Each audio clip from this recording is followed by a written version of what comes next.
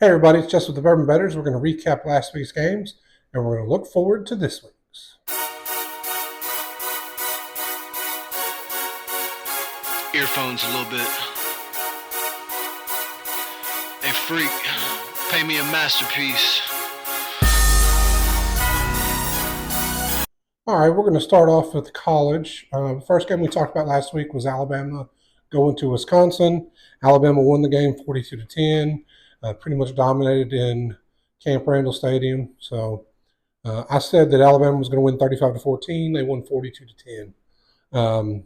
Next was a great game, 11 a.m. kickoff in Columbia, South Carolina. The crowd was crazy. LSU traveled in there. They got down 17 points, but came back and won on a last-second field goal miss by South Carolina. I said that LSU was going to lose the game 38-21, and they wound up winning the game 36-33. But South Carolina controlled most of that game. They just didn't. They just didn't finish. They didn't put the game away. This game was A&M at Florida. I thought both teams were going to struggle, and they did. I said A&M was going to win 31-28, and it wasn't even that close. A&M won 33-20. When it comes to this Florida team, they've got to get things going in the right direction if Napier wants to stick around, or if he's going to stick around. They continue the results they have. He's not going to be around much longer. I don't know if he finishes the season. It's crazy. Him and Norvell at Florida State. I don't know who's going to get fired first between the two of them. I mean, they're competing for that, I think. Next thing we talked about was the backyard brawl, Pittsburgh and West Virginia. West Virginia lost, or I said West Virginia would win the game 30-27. I didn't trust Pitt. Pitt won the game 38-34. I'm gonna be honest, I didn't get a chance to watch much of that game, but West Virginia's had a chance to prove that they're going to be a player in the Big 12 this year, and both times they've come up short against. I didn't think it was a very good Pitt team, even though it's a rivalry game, and then a Penn State team that we're still we don't know about. So that leads us to the final game, which was a win. Arkansas UAB was a win. We got to focus on that, but we looked like crap. And I think there's a combination of things. I think, when the media starts asking them about the different schemes that the UAB's running, and they don't really focus, they don't say anything about it when they're responding, it just makes you think how much of that the prep was put in by the players. Were they just thinking, well, we're Arkansas, we're playing good this year, we don't have to worry about UAB. But obviously they did, because UAB came out, punched him in the mouth, got up big. And the good thing about this team is, I don't know if teams in the past would have responded and come back and won this game, and they did. Taylor Green was very inconsistent. I mean, there's so many things you could talk about.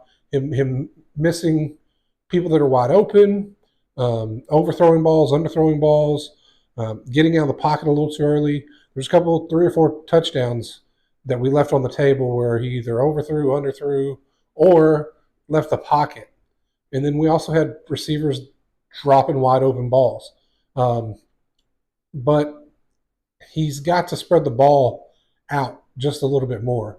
Only 3 people caught balls: Armstrong, Satania, and Jackson. And Armstrong caught like 12. Jackson had 1. I think Satania had 2. So he's got to not focus in on Armstrong. I know Armstrong's his go-to guy, but you've got Broden, you've got Tesley, you've got Satania, you've got all these receivers. You've got Lucas. Where's Lucas? Best tight end in America. I think he had 1 target maybe, but we didn't have a catch. Easter, I believe it was Easter. It might have been Washington. Was one of the touchdowns where he had his man beat, and now Taylor got the first down, but he left the pocket to get the first down. If he'd have thrown the ball, it was a touchdown. He's just a little late, just a tick late on a bunch of his things. But then you watch the plays where he goes back, it's 1, 2, 3, throws the ball, delivers it on time, where it needs to be. He's just inconsistent. He's got to get that down. Jaquindon Jackson is going to be probably the player of the year for us. I mean, he has showed out. He showed up and showed out. We need to find another guy, maybe Hill, to be that 1-2 punch because he can't carry it all the time. But like I said, Arkansas was going to win 49-21. I really thought they could win that game by 4 touchdowns, and like I said, they left 3 on the table, so I guess they really could have. Um, but they won 37-27. So um,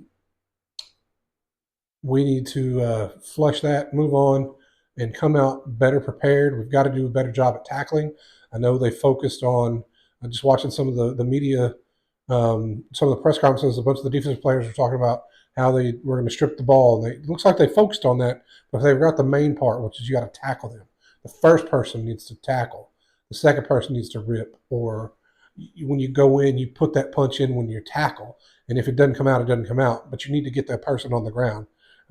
We gave up a touchdown because the guy was trying to rip the ball. I know it's a focus, but you also got to remember to tackle.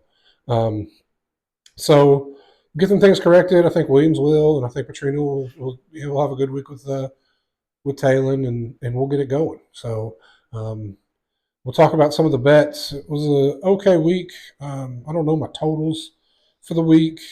I think I had 6 wins, 9 losses. Friday night, Kansas State, UNLV, or Kansas State and Arizona, UNLV and Kansas.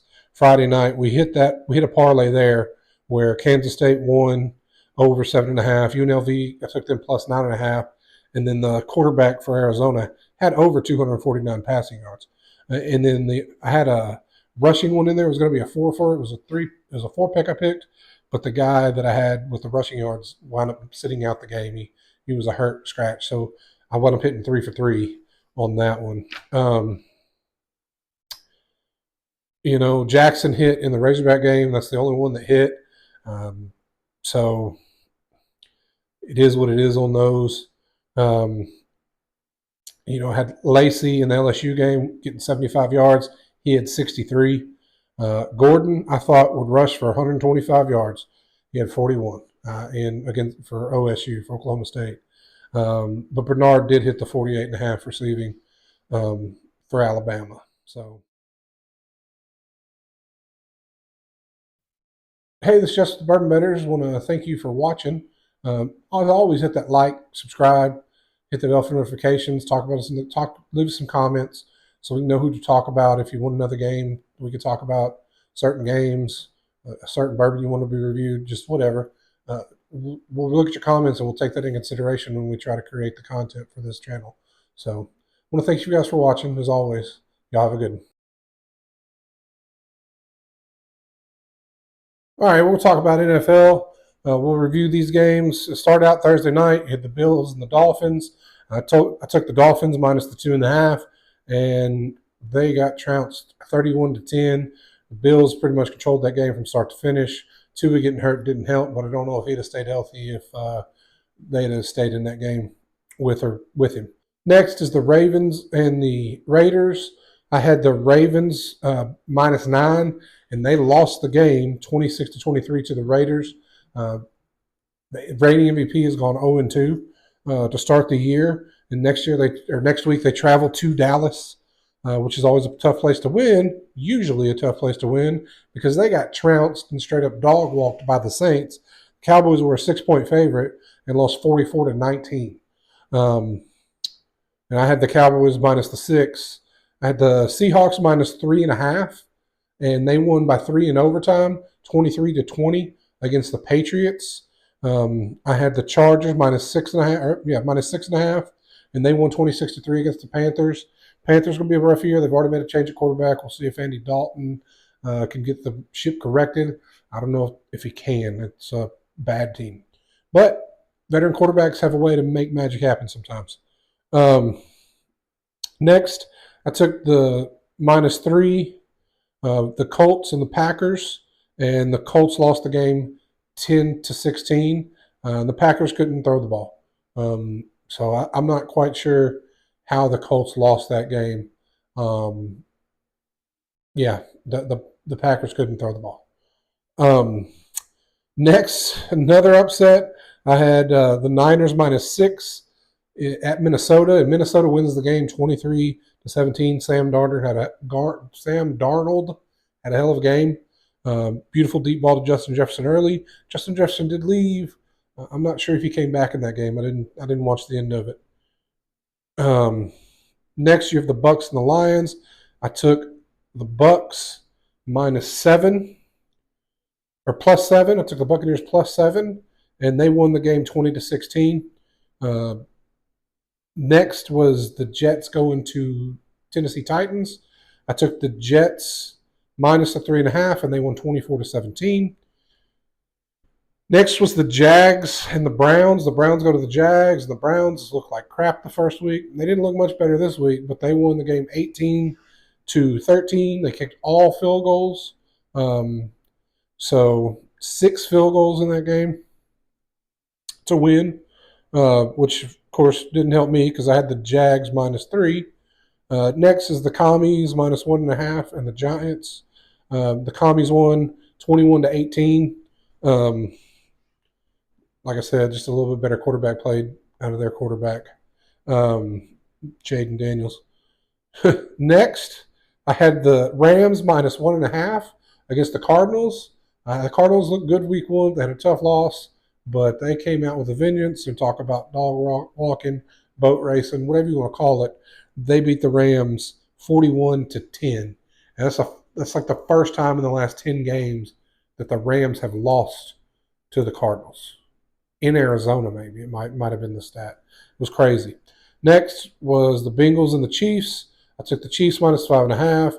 So while the Chiefs won 26-25, they did not cover. And, Jamar Chase wound up arguing to get a penalty, probably cost him the game there. And he was arguing about something he was wrong about. So he's got to keep his cool there. You can't go after officials like that. You've got to keep your composure. I mean, I know it's an emotional game and we like the emotion, but you can't do that. Next, I took the Steelers -3, and they won 13-6 against the Broncos. And then on the Sunday Night Football, I had the Texans -6.5. I won the game, but they only won by 6. They won 19-13 against the Bears. And then in the Monday night game, I had the Eagles -5.5, and they left Kirk Cousins enough time to march down the field and beat them 22-21. The Falcons won 22-21 in Philadelphia, and Kirk Cousins, he's more likely to do that than not do that. He's that kind of guy, that kind of quarterback. So maybe they knew what they were doing when they got him, So let's talk about some of the bets. The bets were super close. I mean, super close. I missed on some that were close. I won some that were close. Allen under 33.5 passing attempts. He only had 19, so that one was good. Kincaid, I had him over 4.5 receptions. He had 4. Tua, he had 2. I had him over 265 passing yards, but he did leave the game early. He might have got it if he stayed in, but he wound up with only 145. I had Miami minus the 2.5. That was nope. I had Allen with an anytime touchdown, which he's always scores a rushing touchdown. Nope, not this game. I had him over 24.5 rushing yards. He only had 2. He runs the ball all the time, but apparently in this game didn't do it. I had total touchdowns, 5.5. There were 5.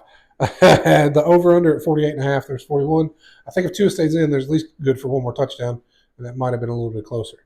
And then I had the Jets, Titans under 41.5. That one hit. I had the Texans -5.5. That hit. Even though I took them at 6.5, I found them at a cheaper price on another bet. So I did take them at the -5.5 and hit that one. Rams +1.5. Yeah, they got trounced by the Cardinals. And then I had the Bucks +7.5. They covered. I had Mayfield over 1.5 passing touchdowns. He had 1. And I had Williams. Mike Evans over 64.5 receiving yards. And he only had 42. Next, I had Walker for the Jags with half a sack. He didn't get any. I had the Hill with 13.5 receiving yards. For the Ravens, Justice Hill, he only had two. The Lions, Williams, longest reception, 22.5. His longest one was 50, so that one was good. The Chiefs -6, no. Rice with 67.5 receiving yards, he had 75. And then had Burrow under 235, and he actually had 258. So that was a miss. Had Caleb Williams going under 215.5 passing yards. He only had 174. And then I had Collins over 64.5 receiving yards. He had 135. And then I had Diggs with anytime touchdown, and Diggs wasn't the receiver this game. It was Collins. That's who C.J. Stroud threw the ball to the most, was Collins instead of Stroud. So he's got three good receivers there. He's going to mix it up game to game. But I thought Diggs would get a touchdown. He did not. I took the Commanders minus the 1.5. That was a win. And then the Chiefs -6 was not. And the Eagles -6.5 was not. And then the last game I had Philadelphia minus the 5.5, over 45.5. There was 43. Had Jalen with an anytime touchdown. That one hit. And I had Robinson over Bijan Robinson for the Falcons over 59.5 rushing yards, and he had 97. So overall for the week, if you talk about just the games, I was 5-11. It's a rough week, but it brings my total for the season to 14-18. Some 4 games from 500. And then for the bets, I had 11 wins and I think 19 losses. But some of them were parlays. I actually made just a little bit of money because of the parlays. So I'll give you a bunch of stuff. Find some stuff you like and put 3 or 4 of them together and see if you can hit one. And that's usually how you'll make a little money doing this. Not a lot of money by any means, but just a little bit. Just a little fun. Well, that's the recap. Now we're going to talk about this week's games in the NFL. We're going to start off with the Thursday night game is the Patriots going to the Jets. I'm going to take the Patriots plus the 6.5. I think the Jets will win the game, but I think it'll be close. It's going to be very boring offense on a short week. They're going to be running the ball a lot, and that goes in the Patriots' favor. They're going to control the ball, run the ball. I think the Jets will win, like I said, but I'm going to take the Patriots plus the 6.5. Next, the Browns go to the Buccaneers. The Buccaneers have been hot this year. Baker Mayfield's playing out of his mind. I'm going to take the Bucs minus the 6.5. Next, the Texans go to Minnesota, and the Texans are favored by 2.5. And I'm going to take the Texans. I think they've just got more talent, and I think with Jefferson possibly being hurt, maybe playing but not being 100%, I think that goes in the Texans' favor. Chargers at the Steelers. I'm going to take the Steelers minus 1.5. Eagles go to the Saints, and Eagles are favored 1.5, so I'm going to take the Saints plus 1.5. And right now, I'm not voting against the Saints offense. That's until they show otherwise. I think the Saints is who you need to pick, especially if they're the underdog in the game, and it's at home. I don't understand what Vegas is doing, but Vegas knows what they're doing. Packers at Titans. Titans are the favorite at 2.5, but as bad as the Packers couldn't throw the ball, Will Levis didn't do very well in Tennessee either. So I'm going to take the Packers plus the 2.5. Next, you got the Giants and the Browns, and as bad as the Browns looked, the Giants looked worse. So I'm going to take the Browns plus the 6.5. Next, you've got the Bears going to the Colts. The Colts are a 1.5 point favorite. They didn't look very good this week. The Bears did against the Texans. So I'm going to go with the Bears plus the 1.5. Dolphins go to the Seahawks with Tua out. I think that the Seahawks are gonna win that one pretty big, especially in Seattle. So I'm going to take the Seahawks plus 6.5. Panthers at the Raiders. Raiders are a 5.5 point favorite, and the Panthers are once again just not a very good football team. Although they do have Andy Dalton, and that could change. I'm still going to roll with the Raiders minus the 5.5. The Ravens go to the Cowboys, and the Ravens are a 1.5 point favorite. They're 0-2. The Cowboys are 1-1. Cowboys are tough to beat at home, even though the Saints just trounced them there. I'm just going to have to take the Cowboys plus the 1.5, but I don't like that. But I don't like the Ravens. The Ravens haven't been playing good ball, or didn't play good ball this week. So and the Cowboys, the last time they got beat like that at home, I remember it was a couple of years ago. They come out the next week and just beat the brakes off somebody. So that's what we're gonna go with the Cowboys there plus the 1.5. 49ers, I think, going to have a bounce back game against the Rams. Um, the Rams need a bounce back game too. I just don't think they can do it against the Niners.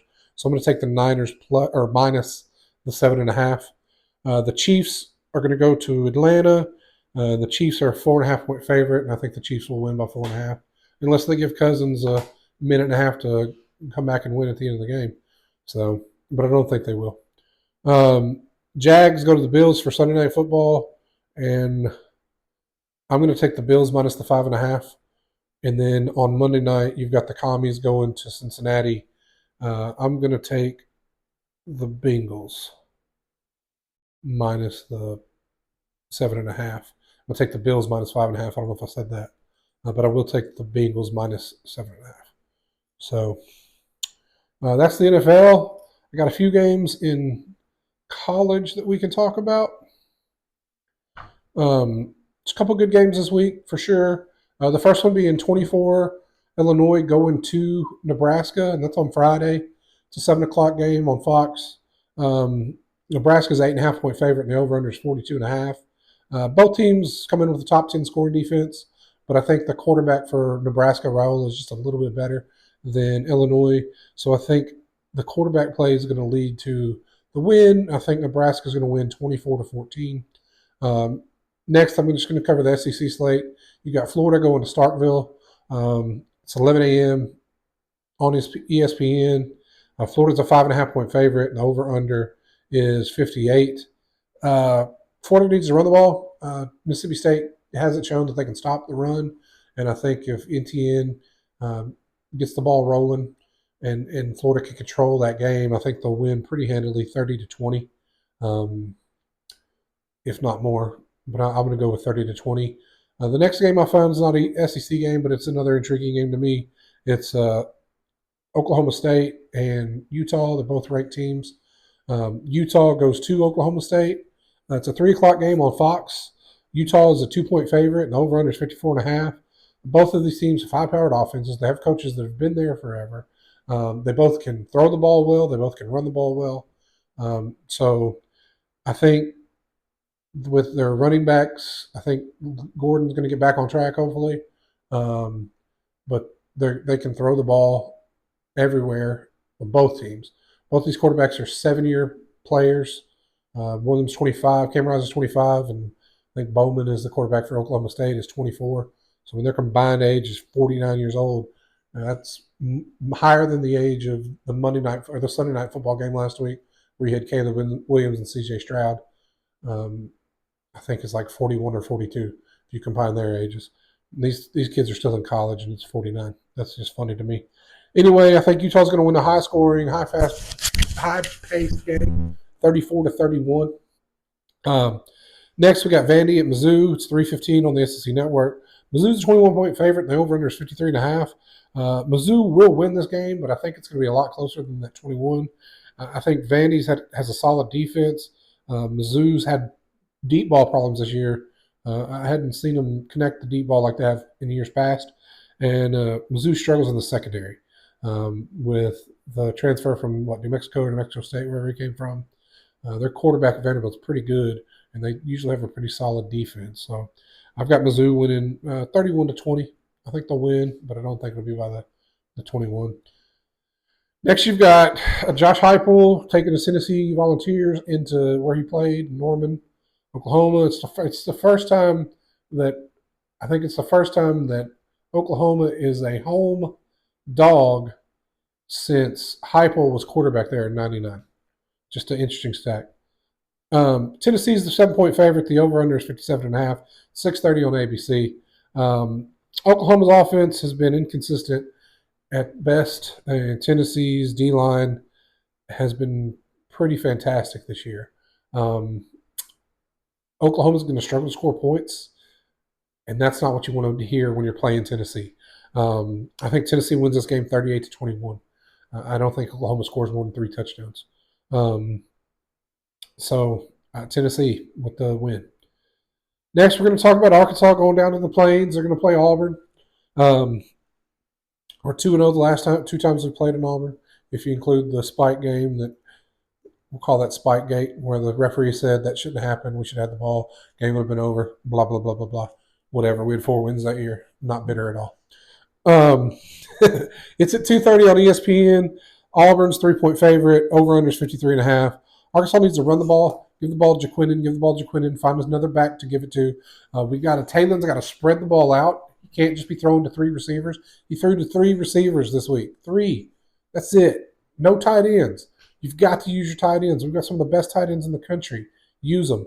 Trust your O-line a little bit more. I know it's hard sometimes, but sometimes as a quarterback, you've got to step up, throw the ball, and just take the hit. That's part of it.